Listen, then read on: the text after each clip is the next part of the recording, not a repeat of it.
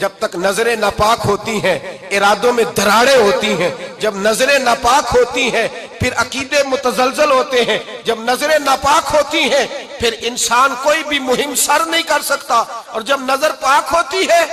حضرت عبداللہ بن حذافہ جہاد کر رہے تھے، روم کے عیسائیوں نے گرفتار کر لیا، 1000 آدمی نے مل کے پکڑا، گرفتار نہیں ہوتے تھے صحابی، 1000 آدمی نے گھیرا ڈالا، گرفتار کر کے لے گئے، اور جب بادشاہ کے سامنے گئے تو وزیر کہنے لگا بادشاہ بندہ بڑے کام کا ہے، اگر ہمارے قابو آ گیا تو فائدہ دے گا، صحابی ہیں حضرت عبداللہ بن حذافہ، حضرت فاروق اعظم کا زمانہ ہے، اگر قابو آ گیا تو فائدہ دے گا۔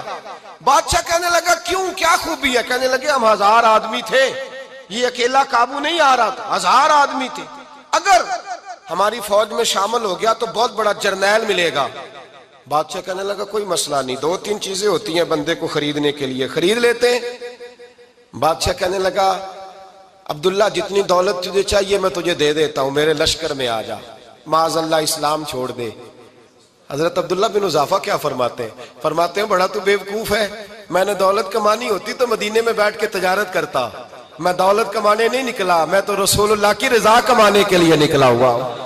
دولت کمانی ہوتی تو کسی مارکیٹ میں ہوتا، میدان میں آنا تھا، شہادت ہے مطلوب مقصود مومن، نہ مال غنیمت نہ کشور کشائی، یہ دولت تو لونڈی ہے رسول اللہ کے دروازے کی، یہ تو پیچھے پیچھے پھرتی ہے نبی پاک کے غلاموں، یہ کمانی ہوتی تو میں کسی مارکیٹ میں ہوتا، میدان میں تھوڑا ہوتا۔ عبداللہ بن حذافہ سے دوسری چال چلی، کہنے لگے میاں عہدہ جو تجھے چاہیے، میں بادشاہ ہوں، میرے نیچے جو عہدہ تو کہے گا وہ تجھے مل جائے گا۔ حضرت عبداللہ بن حذافہ کہنے لگے شاید تجھے پتہ نہیں میری تعریف کیا ہے، شاید تو جانتا نہیں میری تعریف کیا ہے۔ کہا صاحب کی کیا تعریف ہے؟ کہنے لگے میں رسول اللہ کا صحابی ہوں، اور کائنات میں سب سے بڑا عہدہ مصطفیٰ کے صحابی ہونے کا عہدہ ہے۔ صحابہ وہ صحابہ تھے جن کی ہر صبح عید ہوتی تھی، خدا کا قرب حاصل تھا، نبی کی دید ہوتی تھی۔ فرمایا میں نے حضور کے جلوے دیکھے ہوئے ہیں، مجھے عہدے کی ضرورت ہی نہیں، اور میں نے عہدہ لینا ہوتا تو میں سیاست کرتا، میں تو شہادت لینے نکلا ہوں میدان میں، عہدے کا میں نے کیا کرنا ہے؟ اب بادشاہ کہنے لگا اسے قتل کر دو، وزیر کہنے لگا نہیں ایک بات اور ہے، مجھے ایک چال اور چلنے دو۔ کہا وہ کیا؟ کہنے لگے میری بیٹی بڑی خوبصورت ہے، مجھے موقع دو، اپنی ہی بیٹی کو سجا بنا کے، وہ جوان جس کی جوانی اتنی بڑی ہے کہ 1000 آدمی مقابلے میں کھڑا نہیں ہوتا، اس جوان کے کمرے میں رات کی تنہائی میں بنا سوار کے بی بی کو بھیجا۔ وہ بی بی کہتی ہے میں ساری رات بن سور کے اس صحابی کے کمرے میں بیٹھی رہی، لیکن یہ کیا شخص تھا، ساری رات ہی مسلح پہ بیٹھا رہا، ساری رات ہی، کچھ دیر تھک جاتا تو یہ کریم رسول پہ درود پڑھنا شروع کر دیتا۔ بی بی کہتی ہے سحری ہو گئی تو میں نے چھو کے دیکھا کہ انسان ہے کہ جن ہے، یہ بندہ ہے کہ فرشتہ ہے، چھو کے دیکھا، کہنے لگے پیچھے ہٹ جا۔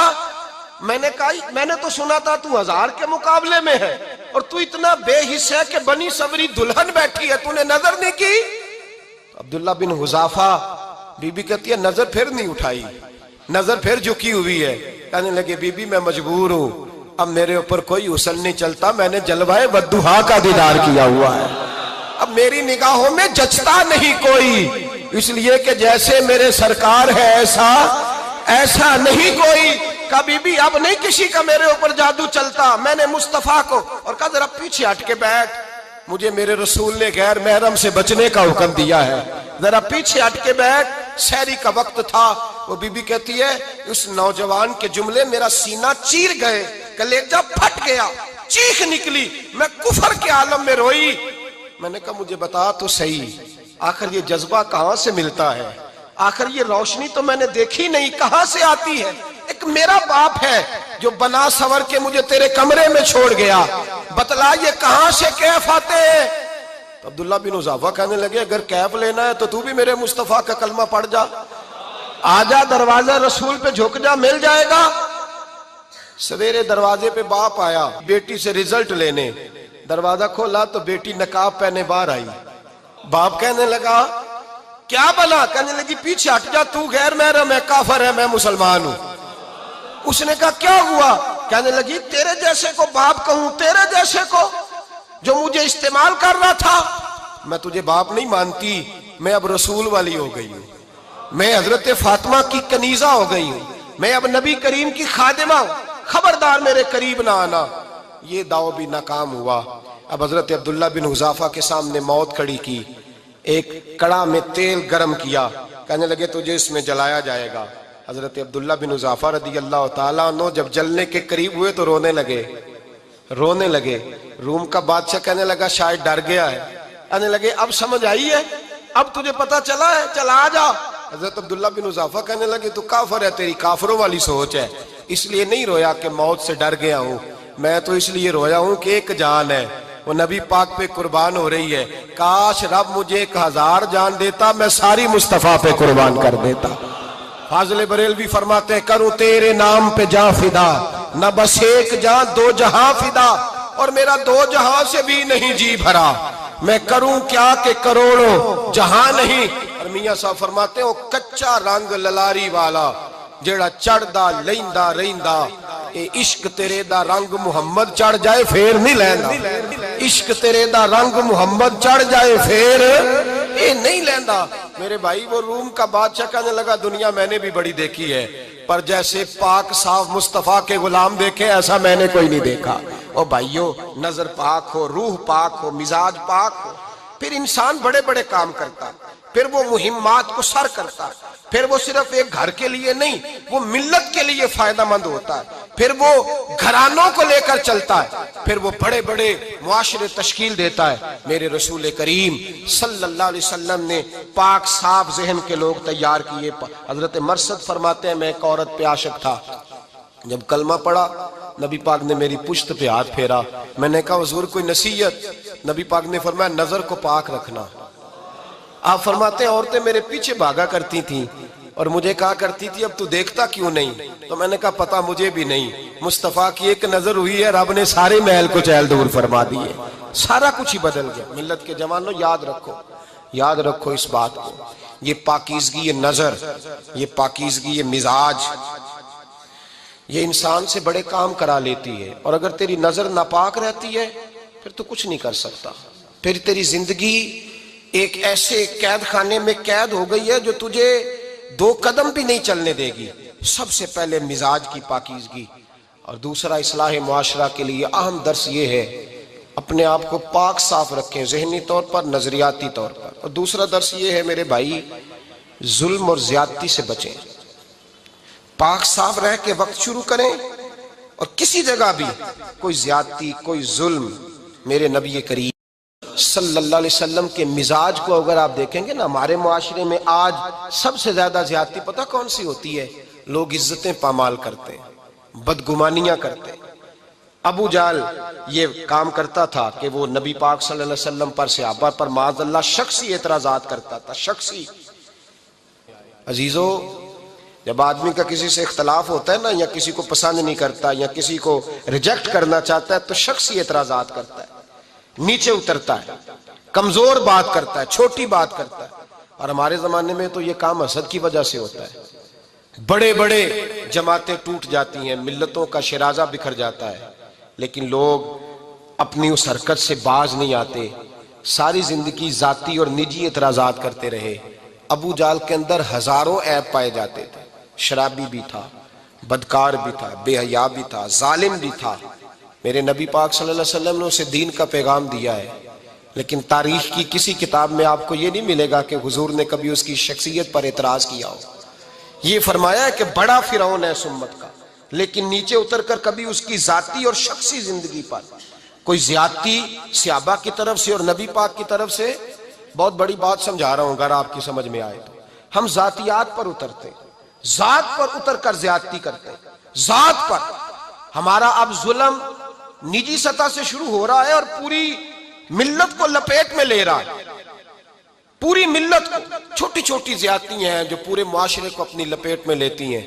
میرے نبی کریم علیہ السلام نے جو دین ہمیں دیا ہے وہ خیر خواہی کا مذہب ہے، وہ بھلا کرنے کا مذہب ہے، وہ کام آنے کا مذہب ہے، وہ ظلم سے بچنے کا مذہب ہے۔ میرے نبی پاک نے فرمایا ظلم سے بچ جانا، قیامت کے اندھیروں میں جو بڑا اندھیرا ہوگا وہ ظلم ہوگا۔ اصلاح معاشرہ کانفرنس کا پہلا سبق میں نے عرض کیا کہ نظر کو، ذہن کو، سوچ کو پاک رکھیں، اور دوسرا زندگی میں کبھی زیادتی نہ کریں، کبھی بھی اپنے مخالف پر بھی کبھی شخصی ذاتی اور نجی اعتراضات نہ کریں. یہ انسان کے اندر کا ظلم ہوتا ہے. ہمارے گھروں کے اندر سے ظلم جنم لینے لگا ہے. روز بہو پہ تیل چھڑکا جاتا ہے, روز کسی نہ کسی شہر سے, اپنے ہی گھر سے, اپنے ہی چراغ کو بند کرنے کی خبر نکلتی ہے. سڑکوں پہ, چوکوں پہ, چوراہوں میں غریب مسلے جاتے ہیں. جس کے ہاتھ جہاں تک پہنچتے ہیں وہ وہاں تک معاذ اللہ زیادتی کر گزرتا ہے. اگر قوم ظلم سے بچنے لگے, زیادتی سے بچنے لگے, تکلیف دینے سے بچنے لگے تو معاشرہ سنور جائے گا. میرے رسول کریم علیہ السلام نے اپنے غلاموں سے پوچھا تھا, بتاؤ مفلس کون ہوتا ہے؟ کون ہے جس کے پاس کچھ نہیں ہوتا؟ صحابہ نے کہا یا رسول اللہ جس کے پاس پیسے نہ ہو. بخاری مسلم متفق علیہ حدیث ہے. نبی کریم نے فرمایا نا بھائی, مفلس تو وہ ہوگا جو قیامت کے دن احد پہاڑ کے برابر نیکیاں لے کے آئے گا. یا رسول اللہ اتنی نیکیاں پھر بھی مفلس ہے, پھر بھی غریب ہے؟ تو نبی پاک نے فرمایا نیکیاں پہاڑ کے برابر ہیں, پر اس نے چگلیاں بڑی کی ہیں, غیبتیں بڑی کی ہیں, مذاق بڑے اڑائے, اس نے لوگوں پر پھبتیاں بڑی کسی ہیں, تان و تشنی بڑے کیے, ظلم بڑے کیے, گالی بڑی دی, لوگوں کے بارے میں بری باتیں کی. اب رب کریم نے وہ ساری نیکیاں لوگوں میں بانٹ دی. مفلس ہو گیا, غریب ہو گیا. زیادتی نہیں کریں, ظلم نہ کریں. اپنی نجی زندگی سے لے کر, گھر کے اندر سے لے کر اجتماعی زندگی تک زیادتی سے بچیں. میرے نبی کریم علیہ السلام نے اپنے غلاموں کو یہ درس دیا ہے, دیکھنا کبھی زیادتی نہ ہونے پائے, دیکھنا کہیں ظلم نہ ہونے پائے, دیکھنا کسی شخص کو تمہارے قول فعل سے, تمہارے مزاج سے تکلیف نہ پہنچے. میرے بھائیوں, حضرت وہب ابن منبہ علیہ رحمہ فرماتے ہیں کہ بنی اسرائیل کے اندر ایک بادشاہ محل بنانے جا رہا تھا. محل آج بھی جس آدمی کی سوسائٹی کے اندر 2-4 قلعے, 2-4 ایکڑ کسی غریب کے آ جائیں, وہ یہاں تو اسے دھمکاتا ہے یا بلیک میل کرتا ہے, کچھ نہ ہو سکے تو پھر قتل ہی کرا دیتا ہے معاذ اللہ. اور یہ خبریں عام ہمیں سننے, پڑھنے اور دیکھنے کو ملتی ہیں. بادشاہ محل بنانے جا رہا تھا. ایک غریب بی بی رہتی تھی, اس کی جھونپڑی بادشاہ کے محل کے نقشے میں آتی تھی. بادشاہ نے کہا بی بی منہ مانگی قیمت لے لو, خالی کر دو یہ مکان. بزرگوں کو اپنے جھونپڑیوں سے بڑی دلچسپی ہوتی ہے. بچے سوسائٹیوں میں چلے جاتے ہیں, ابا جی کہتے ہیں مجھے گاؤں میں رہنے دو, میرا یہی دل لگتا ہے, مجھے اس گھر سے دلچسپی ہو گئی. اماں کہنے لگی بادشاہ میں یہاں بیاہ کے آئی تھی, خامد انتقال کر گیا, اولاد اللہ نے دی نہیں, میں پکا ہوا پھالوں, گر جاؤں گی تو تیرا ہی ہے, لیکن مجھے اس آشیانے میں رہنے دے. یہ گھونسلہ میں نے تنکا تنکا کر کے بنایا ہے, مجھے رہنے دے, نہ مجھے نکال. کہنے لگا میرا نقشہ خراب ہوتا ہے. بی بی سارا دن مکان میں بیٹھی رہتی کہ میری جھونپڑی ٹوٹ نہ جائے. ظالم کی نظر میں آ گئی ہے کہیں میرا یہ آرزوؤں کا محل چکنا چور نہ ہو جائے. سارا دن ڈیوٹی کرتی. بادشاہ نے بھی 2-4 سپاہی کھڑے کر دیے, جب گھر سے نکلے تو بلڈوز کر دینا, مکان کو گرا دینا. وہ خاتون کتنی دن بندہ بیٹھ سکتا ہے. ایک دن سر شام گھر سے نکلی, 2-1 گھنٹے کے بعد واپس آئی تو مکان گر گیا تھا, دیوار بن گئی تھی. حضرت وہب ابن منبہ فرماتے ہیں بس اس نے دعا کی, اس نے دعا کی تو رب کریم نے وہ شہر سارا تباہ کر دیا. اس بی بی نے 2 جملے کہے تو الٹ پلٹ دیا وہ سارا شہر. میرے نبی کریم علیہ السلام نے فرمایا جب مظلوم کے ہاتھ دعا کے لیے اٹھتے ہیں تو عرش کا مالک آسمان سے کہتا ہے کھول دے سارے دروازے, اس کے بیچ کوئی پردہ نہیں رہنا چاہیے, آنے دے. مظلوم ہے, اس پر ظلم ہوا ہے, ظلم ہوا ہے. لوگ کہتے ہیں میں بے چین رہتا ہوں صاحب, مولانا صاحب, پیر صاحب, وہ گھر کے ایک کونے سے چیخنے کی آواز آتی ہے, کوئی دم مل جائے, کوئی تعویذ ہو جائے, کچھ ایسا ہو جائے کہ بچت ہو جائے, کوئی ایسی پھونک لگ جائے کہ آرام آ جائے. تو میں کہتا ہوں بھائی اگر بڑے دم کرانے سے بھی فرق نہیں پڑا, اگر بڑے تعویذ لینے سے بھی چیخیں بند نہیں ہوئی, تو ذرا ٹٹول کے دیکھ لو کہیں کسی یتیم کی آہیں ہی نہ دفن ہو وہاں, کہیں کسی غریب کا گوشت تو نہیں دبا لیا, کہیں کسی کو لوٹ کے تو دیوار نہیں بنا لی, کہیں کسی کا مکان پہ قبضہ کر کے تو نہیں بنایا.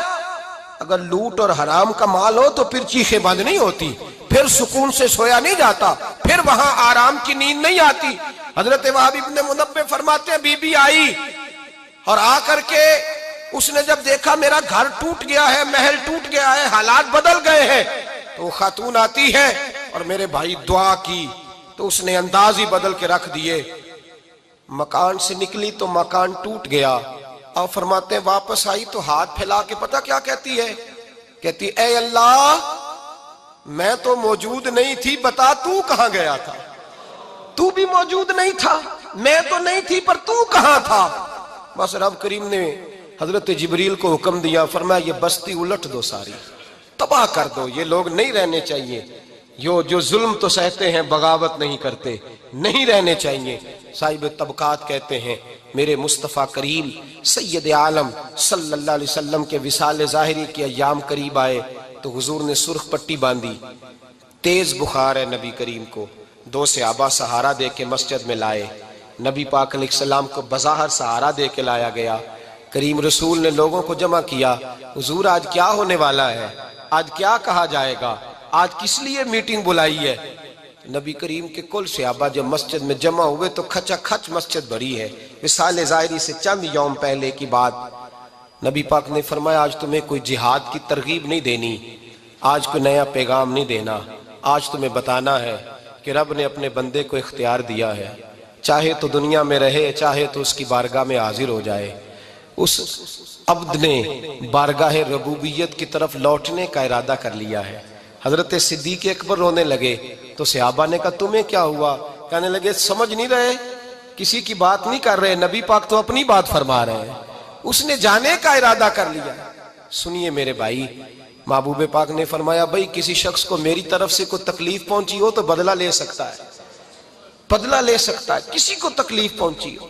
صحابہ پھوٹ کے رونے لگے، محبوبہ کرم ہی کرم ہوا ہے، رحمت ہی رحمت آئی، آپ کے بارے میں گمان کرنے والا بھی دائرہ ایمان سے نکل جائے گا۔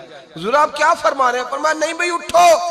پیچھے سے جناب عکاشہ بن محصن اٹھے، ہاتھ کانپتے ہیں، آگے بڑھے، کہنے لگے یا رسول اللہ ایک جنگ کے موقع پر آپ نے درہ مارا تھا، ننگی پیٹھ پر صفیں سیدھی کراتے، بات دل میں رہ گئی ہے، میں نے بدلہ لینا ہے۔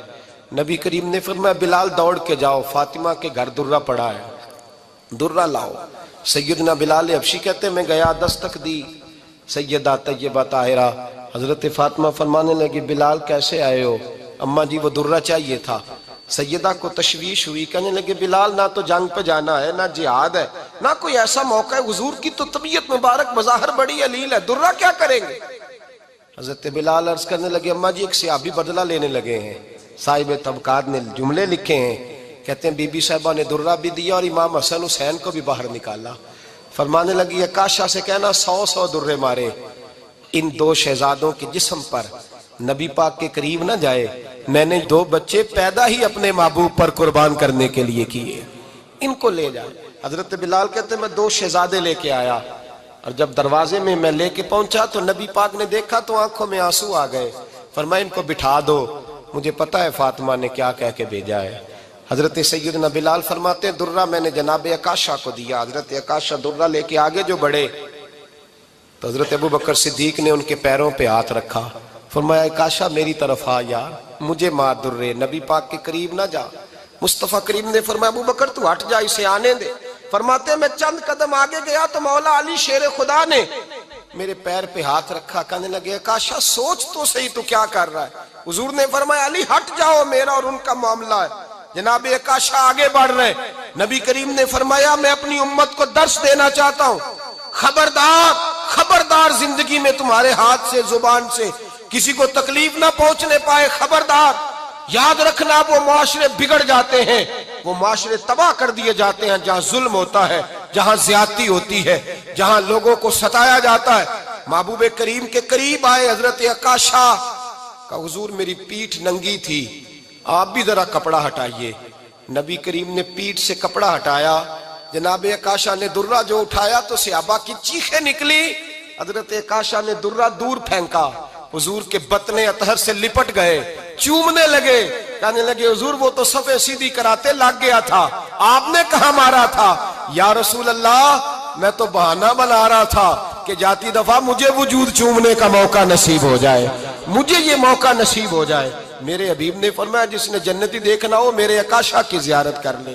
بھائی ظلم کا دروازہ کھلا ہوا ہے اور لوگ بھول جاتے ہیں زیادتی کرتے ہوئے، وہ بہو سے ہی کیوں نہ کریں، وہ اپنے گھر کے بھول جاتے ہیں کہ شاید پوچھنے والا کوئی نہیں، شاید میزان نہیں لگے گا۔ ایران کے بادشاہ نے اپنے بیٹے کو پڑھانے کے لیے ایک استاد صاحب کا بندوبست کیا، استاد صاحب کو کہا کہ میرے بچے کو دین پڑھائیے، میں چاہتا ہوں کل اس نے عنان حکومت کو سنبھالنا ہے تو یہ دین سے آگاہ ہو جائے، اس کو کچھ سکھائیے، پڑھائیے۔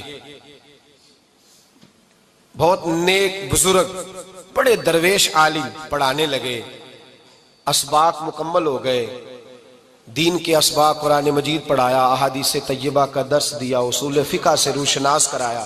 جب بچے نے مکمل تعلیم حاصل کر لی اور آمین ہو گئی، دستار ہو گئی، فارغ ہو گئے، تو پھر ایک دن استاد صاحب نے کہا بیٹے کل تم نے ضرور آنا ہے، کچھ بات کرنی ہے۔ شہزادہ گیا ملنے استاد صاحب سے، استاد صاحب نے کنڈی لگا لی، ہاتھ میں درہ پکڑ لیا، مار مار کے پورے وجود کو زخمی کر دیا، کوئی غلطی نہیں، کوئی بات نہیں، مارا۔ اب بچہ آیا آ کے بادشاہ سلامت سے کہا کہ ابا جی سمجھ نہیں آئی، بڑا مارا ہے استاد۔ تو سیانے تھے نا بادشاہ، یہاں تو قاری صاحب روز کٹہرے میں کھڑے ہوتے ہیں، مولوی صاحب آپ نے میرے بچے کو کیوں مارا ہے؟ آپ 8,000 کے مولوی ہیں، میرا کئی کروڑ کا بچہ ہے، سویرے بدل لیں گے، خبردار آپ نے بچے کو ہاتھ لگایا۔ اپنی حیثیت میں رہے معاذ اللہ۔ جو قومیں استادوں کو کٹہروں میں کھڑا کرتی ہیں وہ ترقی نہیں کر پاتی، جو استادوں کو کٹہروں میں روز کھڑا کرتی۔ کہا ابا جی بڑا مارا ہے، تو والد بڑے سمجھدار تھے، کہنے لگے بیٹا استاد باپ ہوتا ہے، وہ زیادتی نہیں کرتا، کوئی بات ہوگی میں تیرے استاد کو کٹہرے میں نہیں بلاؤں گا۔ اماں سے بات کی، اماں کہنے لگی بیٹا میں تیرے باپ سے کیسے بات کروں، ڈر آتا۔ وقت گزر گیا، 22 سال بیت گئے، 22 سال گزر گئے، بادشاہ کا انتقال ہوا، شہزادہ تخت پہ بیٹھا، پہلا حکم یہ دیا کہ میرے استاد کو بلاؤ، پہلا حکم۔ استاد جی بوڑھے ہو گئے تھے، چھڑی کے اوپر ٹیک لگا کے آئے اور بھویں سفید ہو کے جھک گئی تھیں، یوں آنکھ کھول کے بڑی مشکل سے دیکھا، کہنے لگے شہزادے حکم ہو۔ کب میں شہزادہ نہیں، اب میں بادشاہ بن گیا ہوں۔ استاد جی 22 سال بیت گئے، آپ نے مارا تھا، پر وہ درد چونکہ زیادتی کی تھی، میرا قصور کوئی نہیں تھا، تو نہ میری روح سے درد گیا ہے نہ میرے جسم سے گیا ہے، میں بے اختیار تھا، پوچھ نہیں سکتا تھا، آج با اختیار ہوا ہوں۔ سب سے پہلے پہلا حکم آپ کو دیا، بلایا ہے، بتائے کیوں مارا تھا، کیوں مجھے مارا تھا، میری زیادتی بتائے۔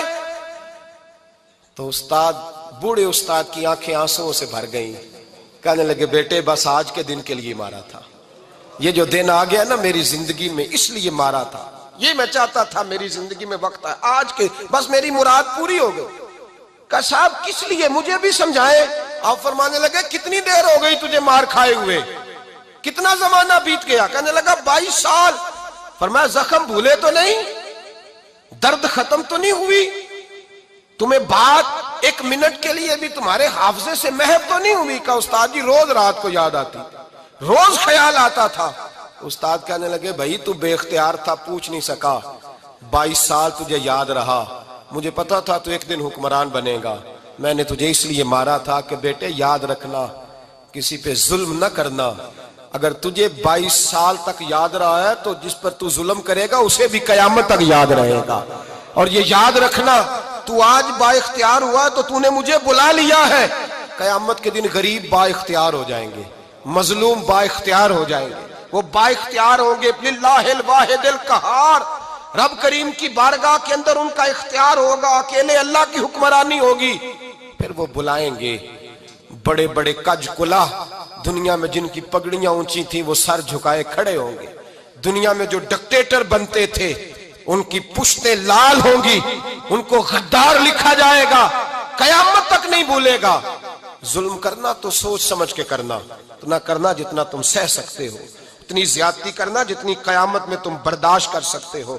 میرے نبی کریم صلی اللہ علیہ وسلم نے فرمایا ظلم سے بچو، یہ قیامت کے اندھیروں میں سے ایک اندھیرا ہوگا، زندگی میں زیادتی نہ کریں، اگر تھوڑی دیر کے لیے کوئی چیز برداشت کر جائیں گے تو وہ فائدہ دے جائے گی، کچھ دیر کے لیے اگر سہ جائیں گے تو نفع مل جائے گا، سہنے کی کوشش کریں لیکن زیادتی نہ کریں، نظر کو، سوچ کو، ذہن کو پاک رکھیں، اور میرے بھائی زندگی پوری ظلم سے بچیں، زیادتی سے بچیں۔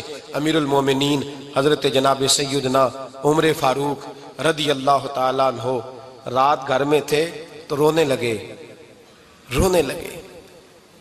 بڑی دیر تک روتے رہے۔ والدہ اٹھی تو صاحبزادے سے کہنے لگی پتہ کرو تمہارے باپ کو کیا مسئلہ ہے۔ شہزادے آئے، کہنے لگے امیر المومنین والد گرامی کیا ہوا؟ تو حضرت عمر فاروق کہنے لگے بیٹا اپنی اماں کو بلاؤ۔ والدہ آ گئیں، کیا بات ہے، کچھ طبیعت خراب ہے تو حکیم کا بندوبست کیا جائے۔ تو حضرت عمر کہنے لگے کچھ بھی نہیں، آج مسجد سے نکلا ہوں تو نبی پاک کے صحابہ میری تعریفیں کر رہے تھے۔